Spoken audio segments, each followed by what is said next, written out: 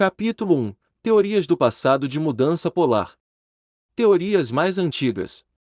De todas as questões que foram debatidas nas ciências da Terra, talvez a mais polêmica seja sobre a estabilidade dos polos.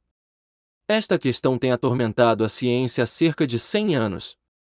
Apesar de todos os esforços para estabelecer a visão de que os polos mudaram durante a história da Terra, ou para provar que não, a controvérsia continua tão viva hoje como sempre. De fato, a discussão sobre o assunto tornou-se muito mais ativo durante a última década. As novas evidências sobre essa questão, como veremos, favorecem fortemente a ideia de deslocamento polar. Quando o termo deslocamento polar é usado, pode ter vários significados. Pode significar uma mudança da posição do eixo da Terra, com referência às estrelas. Todo mundo já viu fotos do Sistema Solar, com a Terra, os planetas e o Sol mostrados em relação uns aos outros. A Terra é sempre mostrada ligeiramente inclinada. Seu eixo não corre para cima e para baixo em ângulo reto com o plano do equador do Sol, mas se inclina em um ângulo. Agora, não há dúvida de que qualquer mudança na posição desse eixo seria muito importante para nós. Pode significar, por exemplo, que o Polo Sul apontava diretamente para o Sol. Teríamos então um polo quente e um polo frio. O polo quente nunca teria noite e o polo frio nunca teria dia. Raramente se supõe uma ocorrência deste deslocamento polar, pois nunca se imaginou nenhuma força capaz de deslocar o eixo que, possivelmente, uma grande incidência interplanetária. Uma segunda causa do deslocamento dos polos com referência a pontos na superfície da Terra seria uma mudança na posição de todo o planeta em seu eixo. Sem mudança da posição do eixo apontaria na mesma direção para as mesmas estrelas, mas por um movimento de inclinação do planeta, outros pontos seriam trazidos para os polos. Não o eixo, mas o planeta inteiro teria se movido ou girado. Esse é o tipo de mudança proposta por Brown. Como já mencionei, o principal obstáculo para um deslocamento da Terra em seu eixo reside na existência da protuberância equatorial da Terra, que atua como a borda estabilizadora de um giroscópio. Os primeiros escritores sobre esta questão, como Maxwell e George H. Darwin, todos reconheceram que um deslocamento do planeta em seu eixo em grande medida exigiria uma força suficiente para superar o efeito estabilizador da protuberância. Mas eles foram incapazes de ver o que poderia dar origem a tal força e rejeitaram a ideia de uma mudança do planeta em seu eixo como totalmente impossível e, de fato, não vale a pena discutir. Isso, no entanto, deixou a evidência inexplicada, e tais evidências, de muitas fontes, continuaram a se acumular. Fortalecidos por sua forte convicção de que uma mudança do planeta em seu eixo era impossível, astrônomos e geólogos insistiram que todas essas evidências, como corais fósseis do Oceano Ártico, leitos de carvão e nenúfares fósseis de Spitsbergen, e muitas outras evidências de climas quentes na vizinhança de ambos os polos, simplesmente devem ser interpretadas de acordo com a suposição de que os polos nunca mudaram suas posições na face da Terra. Isso colocou bastante pressão sobre as gerações de geólogos, mas suas imaginações eram geralmente à altura da tarefa. Eles eram férteis inventando teorias para explicar climas quentes nas zonas polares nos momentos necessários, mas essas teorias nunca foram baseadas em evidências substanciais. Além disso, eles nunca explicaram mais do que um pequeno número de fatos, enquanto essencialmente conflitavam com o senso comum. Teremos ocasião de voltar a eles novamente em capítulos posteriores, onde as declarações que acabei de fazer serão totalmente documentadas. O descontentamento dos biólogos e paleontólogos, que constantemente encontravam fauna e flora fósseis em lugares errados, finalmente transbordou e resultou em uma série de novas teorias para a mudança polar. Novas propostas foram frequentemente apresentadas, avançaram na década de 1880 e no século depois, mas encontraram a resistência inflexível das mais altas autoridades, baseando-se nas posições assumidas pelas pessoas já mencionadas. Além disso, era fácil mostrar defeitos e contradições nessas várias teorias e desacreditá-las, uma após a outra. Todos os ataques foram repelidos com sucesso, exceto um. 2. A teoria de Wegener. A exceção provou ser a teoria de Alfred von Wegener. Este último era um bom cientista, embora não um geólogo. Ele não ficou satisfeito com teorias que explicassem apenas alguns dos fatos. Ele tinha uma paixão por princípios amplos e inclusivos apoiados por evidências tangíveis. Encontrou quantidades de provas que, em sua opinião, não podiam ser conciliadas com as atuais posições dos polos, visto que a doutrina da permanência polar, e era uma doutrina que qualquer contestação provocava uma fúria notável de autoridades reconhecidas, proibia qualquer pensamento de que os próprios polos tivessem se movido, ou que a Terra tivesse se deslocado em seu eixo. Wegener sugeriu que os continentes se mudaram. Isso teria exatamente o mesmo efeito, pois significaria que, em diferentes momentos, diferentes áreas seriam encontradas nos polos. E esta foi, de fato, a terceira maneira de explicar a mudança das localizações geográficas dos polos. Wegener imaginou que os continentes, formados por leves rochas graníticas e sedimentares, já haviam formado uma única massa de terra, mas haviam sido divididos e postos em movimento, flutuando sobre um substrato plástico dos continentes e oceanos. Ele pensou nessa subcamada como realmente plástica e viscosa, em vez de rígida e forte. A partir de uma vasta quantidade de evidências fósseis da vida vegetal e animal do passado, ele imaginou que poderia reconstruir os caminhos reais dos continentes sobre longos períodos de tempo. Ele propôs explicar as eras glaciais por esta teoria. Ele sugeriu que durante a última era glacial no hemisfério norte, a Europa e a América estavam próximos um do outro perto do polo, mas que, desde então, eles se afastaram. A teoria de Wegener tinha grande apelo. Não porque todas as evidências a apoiassem, nem porque sua mecânica fosse muito plausível, mas porque era a única teoria que, na época, poderia dar sentido à evidência da flora e fauna fóssil. Havia uma série de fraquezas na estrutura desta teoria. Uma delas era que as evidências de diferentes áreas, para o mesmo período geológico, não produziram acordo quanto à localização dos polos em um determinado momento. Chance, por exemplo, escreveu: é divertido notar que, ao cuidar de suas florestas terciárias, alguns europeus condenaram as nossas ao congelamento.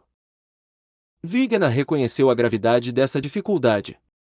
Embora os motivos para a mudança dos polos, em certos períodos da história da Terra, sejam tão convincentes, não se pode negar que todas as tentativas anteriores de fixar as posições dos polos continuamente ao longo de toda a sucessão geológica sempre levou à autocontradição e, de fato, à contradição de um tipo tão grotesco que não é de se admirar que surja a suspeita de que a suposição da mudança dos polos é construída em uma falácia. Essa dificuldade, por mais básica que fosse, não era de forma alguma pior. Por vários métodos, o conhecimento da estrutura da crosta terrestre foi ampliado e, finalmente, descobriu-se que a rocha sob os oceanos, que Wegener pensava ser suficientemente plástica para que os continentes flutuassem sobre ela, é de fato muito rígida. Isso significa que os continentes não podem derivar sem deslocar uma camada de rocha rígida sobre os oceanos, uma camada que se acredita ter, pelo menos, 30 km de espessura e comparativamente forte. Portanto, é impossível que os continentes se desloquem. O Dr. Harold Jeffreys, o famoso geofísico, baseando sua opinião na evidência de uma estrutura rígida e comparativamente forte do oceano, disse: não há, portanto, a menor razão para acreditar que deslocamentos corporais de continentes através da litosfera são possíveis. A litosfera, é claro, é a crosta. O geofísico Faveni Meirelles, segundo Grove, provou conclusivamente a considerável força da crosta sobre o Pacífico. Um dos argumentos mais ouvidos em favor da teoria de Wegener baseia-se na aparente correspondência de forma entre certos continentes. Pareceria, por exemplo, que a América do Sul poderia se encaixar na África, e assim por diante. Alega-se que esta é uma evidência de que os dois já foram partes de uma massa de terra, que deve ter se partido em duas. Afirma-se mesmo que as formações rochosas em lados opostos do Atlântico coincidem.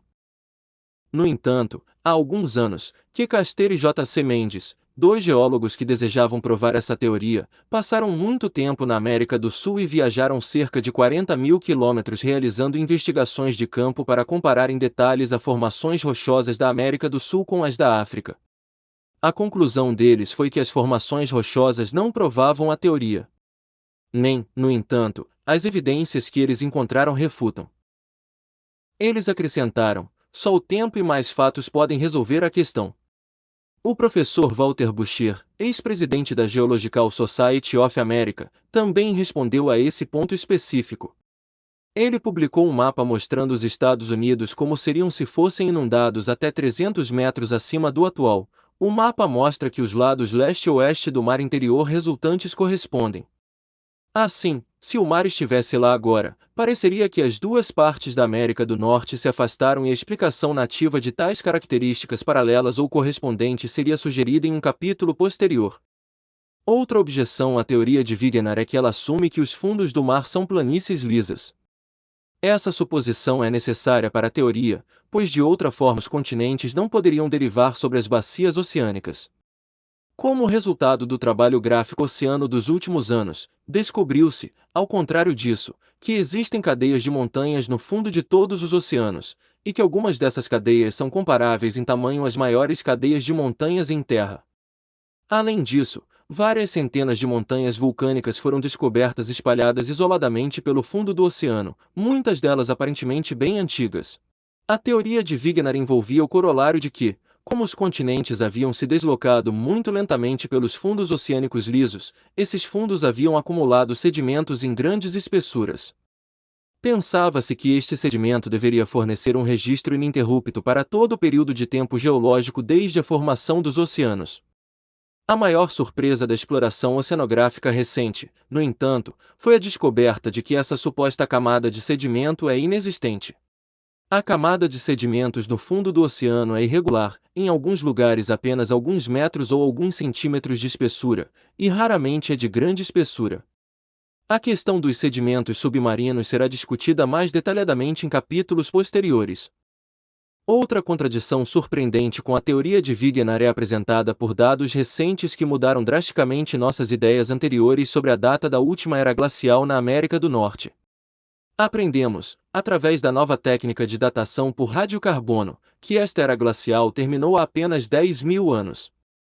Na época de Wegener, os geólogos consideram que a era do gelo havia terminado há pelo menos 30.000 anos. Como Wegener supôs que a Europa e a América do Norte estavam situadas próximas e não muito distantes do polo durante a era glacial, os novos dados têm o efeito de exigir uma incrível taxa de deriva continental. 5.000 quilômetros de deriva em 10.000 anos equivaleria a cerca de 450 metros por ano. Além disso, o movimento em algo como esse ritmo ainda deve estar acontecendo, pois o impulso de um continente em movimento seria tremendo. E qual seria a consequência de um movimento contínuo nesse ritmo? Isso significaria que as cartas oceânicas teriam de ser revisadas a cada poucos anos, e que as companhias de navegação teriam que aumentar frequentemente suas tarifas, por causa da distância cada vez maior entre a América e a Europa.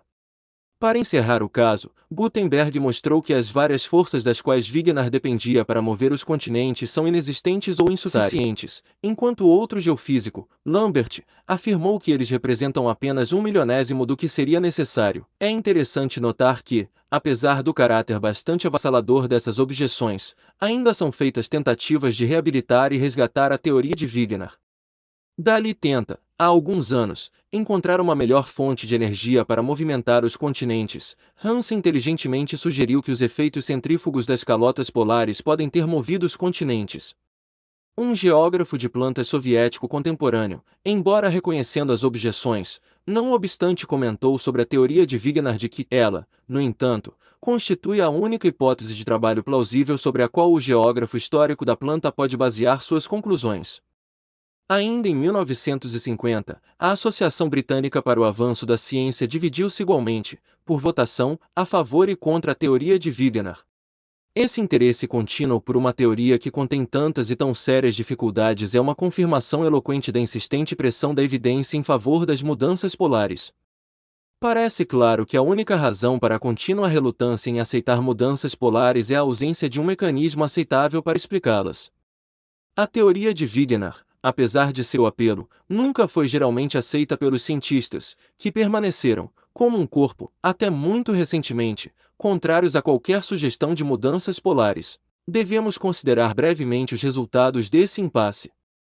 O fracasso, durante um longo período de tempo, de sucessivas propostas para explicar a mudança polar tornou impossível para os cientistas aceitar as evidências de campo e avaliá-las em seus méritos.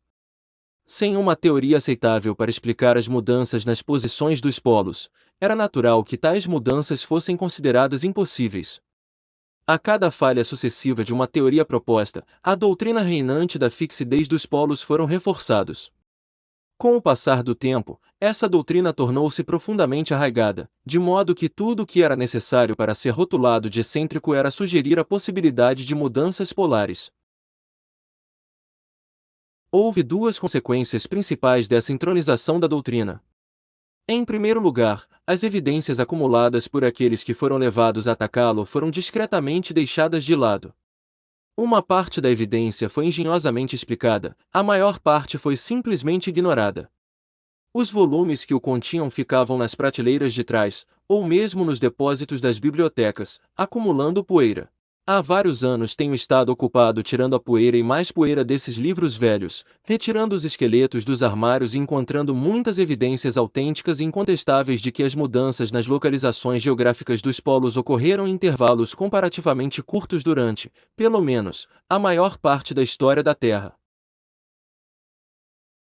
A outra consequência do dogma reinante foi a invenção de teorias para explicar aqueles fatos que não se encaixavam e não podiam ser ignorados. Uma dessas teorias, já mencionada, era que os climas já eram praticamente uniformes de polo a polo, que havia condições suaves e úmidas que permitiam que nenúfares e magnólias florescessem na longa noite sob a estrela polar. Nenhuma maneira de contabilizar isso foi suportada por meio de uma exibição razoável de provas. No entanto, tal era a magia do dogma da fixidez dos polos que foi aceito, e ainda é aceito, por uma parte considerável do mundo científico. A soma total das contradições nesta teoria, e nas várias teorias propostas para explicar eras glaciais, formação de montanhas, a história dos continentes e bacias oceânicas, ou teoria evolucionária, parecerá, à medida que prosseguirmos, ser essencialmente o resultado do impasse entre a evidência e a doutrina da fixidez dos polos. A necessidade de conciliar os fatos constantemente acumulados em vários campos com um erro básico produziu uma multiplicidade de teorias que são, de fato, um verdadeiro castelo de nuvens de conjecturas. 5. Novas propostas de mudança polar. Como a verdade não pode ser suprimida para sempre, era inevitável que a acumulação de fatos acabaria por trazer a questão polar novamente para o primeiro plano. Gutenberg sugeriu que, embora os continentes não possam derivar, talvez possam rastejar. O astrônomo britânico Gould postulou que a oscilação da Terra em seu eixo poderia causar um reajuste plástico de seu manto suficiente para mover os polos 90 graus em 1 milhão de anos. O geógrafo francês Jacques Blanchard sugeriu que gesticulou a possibilidade de extensas mudanças polares devido a oscilações mais pronunciadas da Terra no passado. Tinguin de Agamar, de Formosa, levantou a ideia de uma combinação de deriva continental com deslocamento das conchas externas da Terra. Ban pensou nos deslocamentos da crosta para explicar os fatos da geografia das plantas antigas e de solos fósseis e sugeriu um mecanismo para tentar explicá-los. Pauli reviveu a sugestão feita por Eddington de que a crosta terrestre pode ter sido deslocada pelos efeitos do atrito das marés.